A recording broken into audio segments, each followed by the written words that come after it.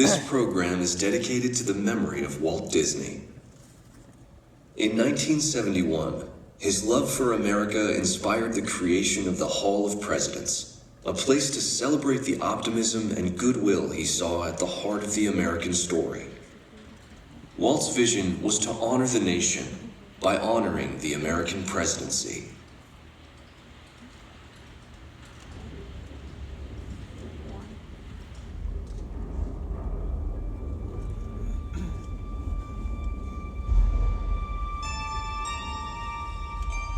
It is 1783, and the smoke is clearing in the wake of the Revolutionary War.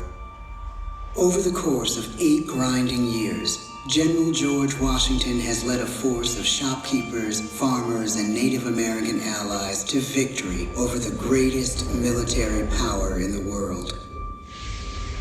A new nation has been born, independent and free. The founders must form a national government. In 1787, through months of passionate debate, they create a written constitution. For the country's highest office, they imagine something new in the history of the world. A leader not born to power like a king or queen. A leader who has not seized power through conquest. A leader not separate from the people, but elected by the people. From among the people. We, the people. This is a new idea, an American idea. The idea of a president.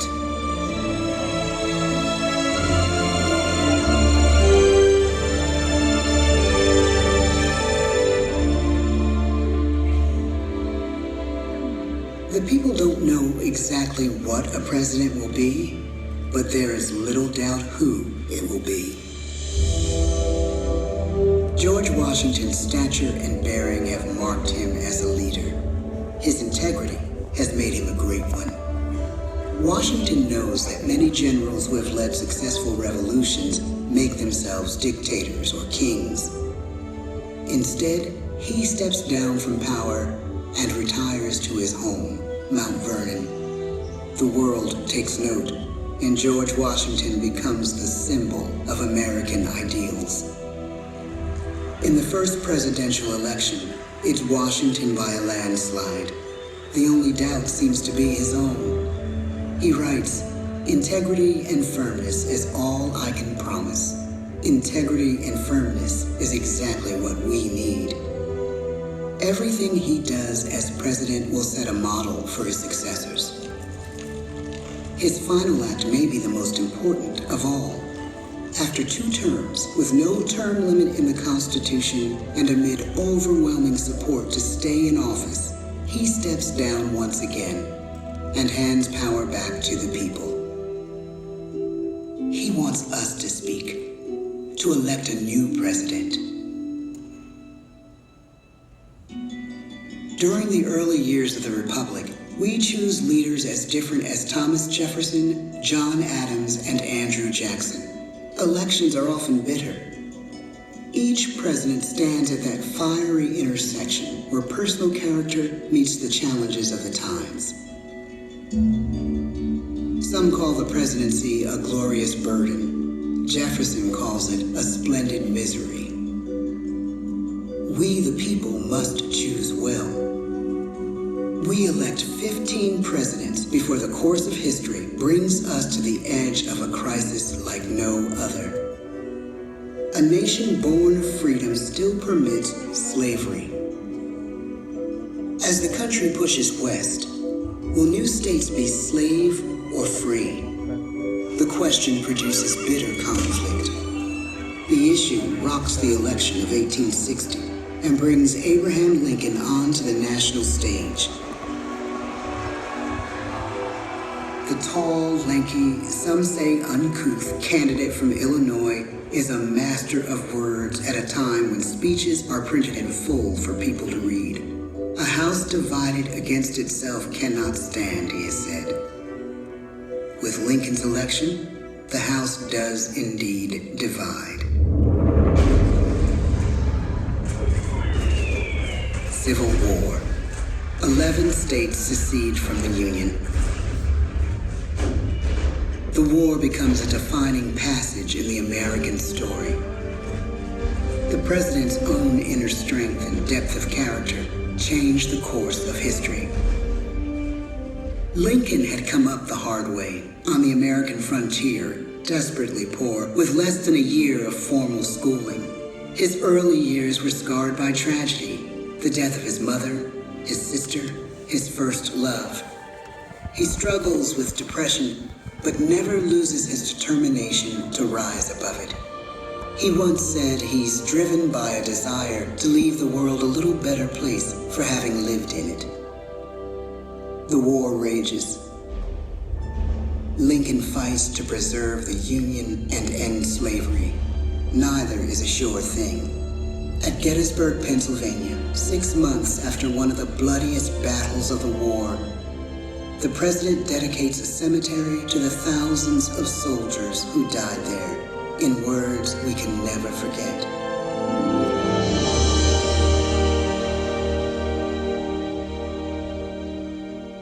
"Fourscore-and-7 years ago, our fathers brought forth on this continent a new nation, conceived in liberty and dedicated to the proposition that all men are created equal.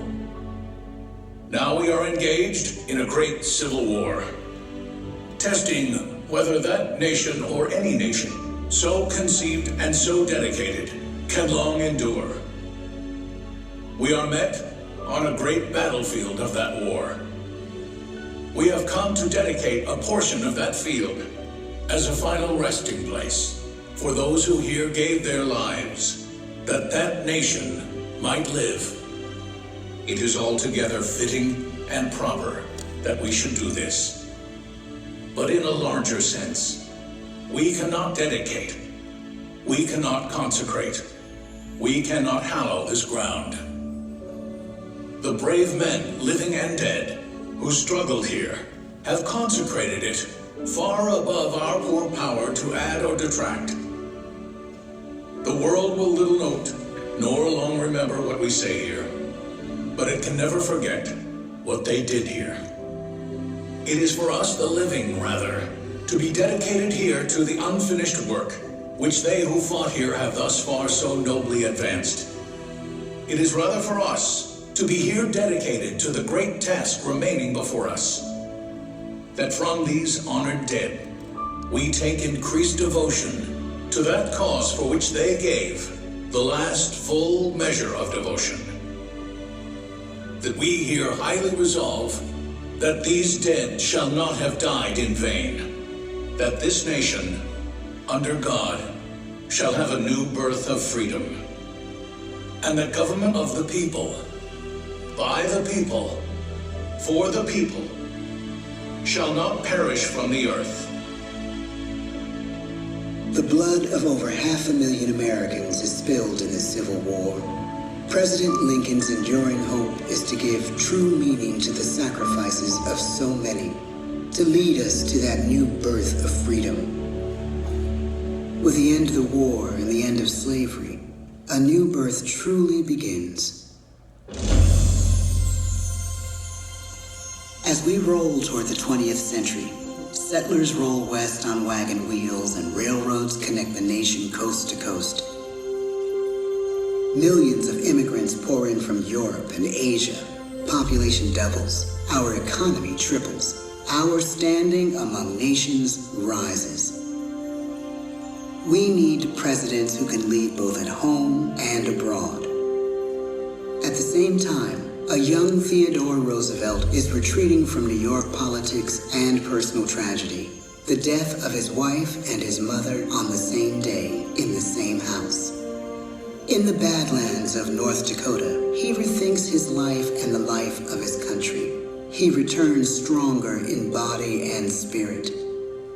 His renewed energy is just what his country needs.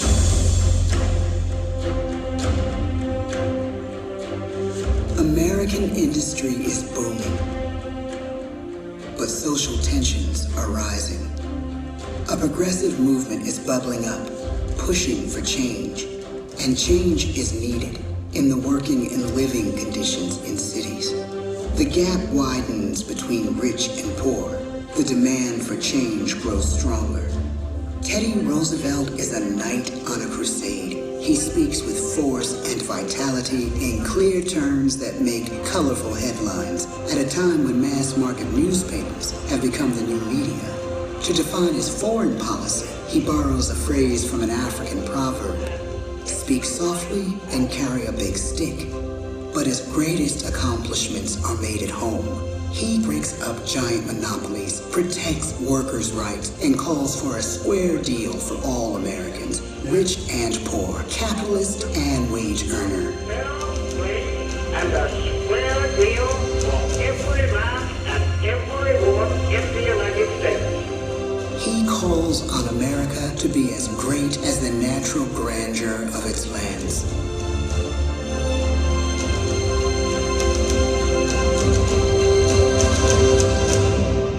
Keep your eyes on the stars and your feet on the ground, he tells us. And we do.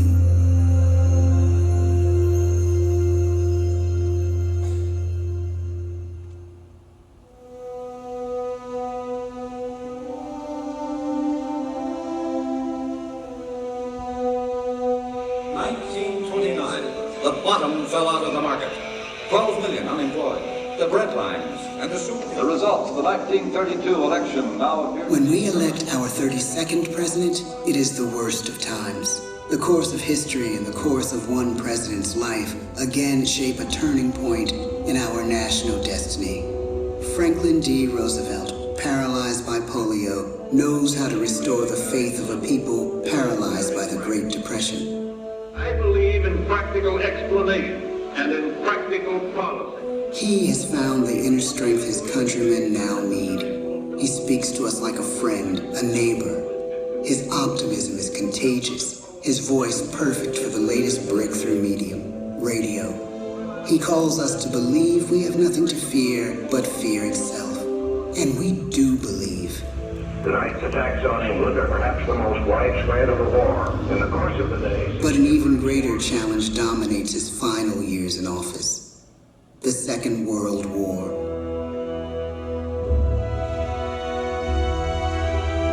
We must be the great arsenal of democracy. This is an emergency as serious as war itself. We stun the world with our production. When bombs fall on U.S. troops in Pearl Harbor, he calls us to fight on the war front and sacrifice on the home front.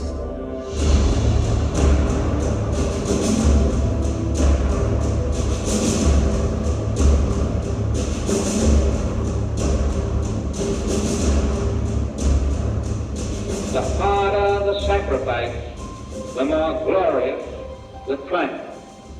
So spoke America in the year 1776. So speak Americans today. The world changes. The country changes. And yet, in one sense, what we need most from our presidents has never changed. A guiding vision that calls forth the best that America can be. Will outer space be developed for the benefit of all mankind? Or will it become another focus for the arms race?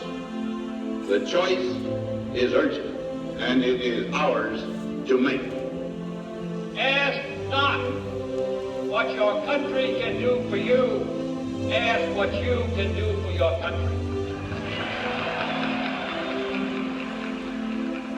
But really, it's all of us who must overcome the crippling legacy of bigotry and injustice. And we shall overcome.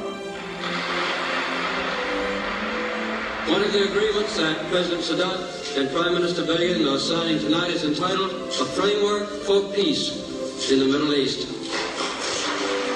Mr. Gorbachev, tear down this wall.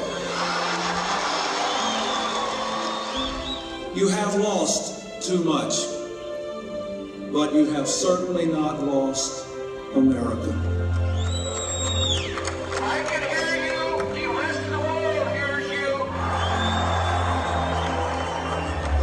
this country requires the willingness to speak out for what is right, to shake up the status quo. That's America. Our presidency is no longer just an idea. It is an idea with a proud history. Ladies and gentlemen, the presidents of the United States of America.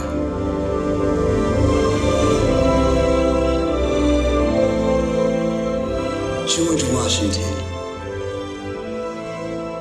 John Adams, Thomas Jefferson, James Madison, James Monroe, John Quincy Adams, Andrew Jackson, Martin Van Buren, William Henry Harrison, John Tyler, James K. Polk, Zachary Taylor, Millard Fillmore, Franklin Pierce, James Buchanan, Abraham Lincoln, Andrew Johnson, Ulysses S. Grant, Rutherford B. Hayes, James A. Garfield, Chester A. Arthur, Grover Cleveland, Benjamin Harrison, William McKinley, Theodore Roosevelt, William Howard Taft, Woodrow Wilson, Warren G. Harding, Calvin Coolidge, Herbert Hoover,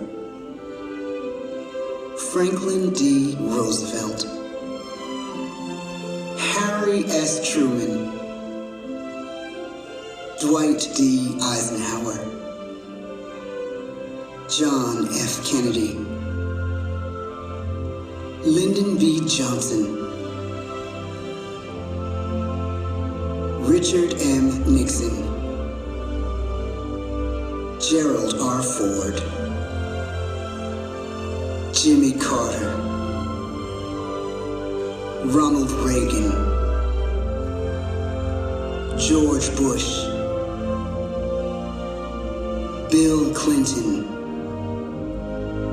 George W. Bush, Barack Obama.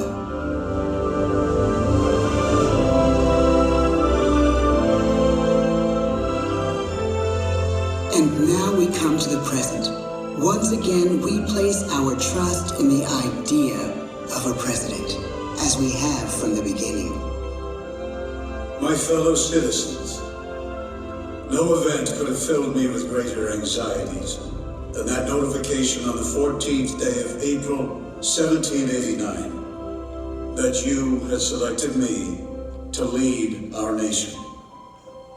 But it was with the confidence of my fellow citizens that I took an oath.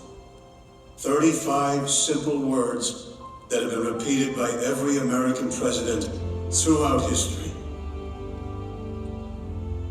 I, Donald John Trump, do solemnly swear that I will faithfully execute the office of President of the United States and will, to the best of my ability, preserve, protect, and defend the Constitution of the United States. So help me God. From the beginning, America has been a nation defined by its people. At our founding, it was the American people who rose up to defend our freedoms and win our independence. It is why our founders began our great Constitution with 3 very simple words: we the people. Since that moment, each generation of Americans has taken its place in the defense of our freedom, our flag, and our nation under God. These are the achievements of the American spirit, the spirit of a people who fought and died to bring the blessings of liberty to all our people. Above all, to be American is to be an optimist, to believe that we can always do better, and that the best days of our great nation are still ahead of us. It's a privilege to serve as the President of the United States, to stand here among so many great leaders of our past, and to work on behalf of the American people. The presidency of the United States is a role unique in the world, an office entrusted to each president by us, we the people. Therein lies the genius of that new idea, now over 200 years old. A new idea our presidents have turned into a great American idea again and again.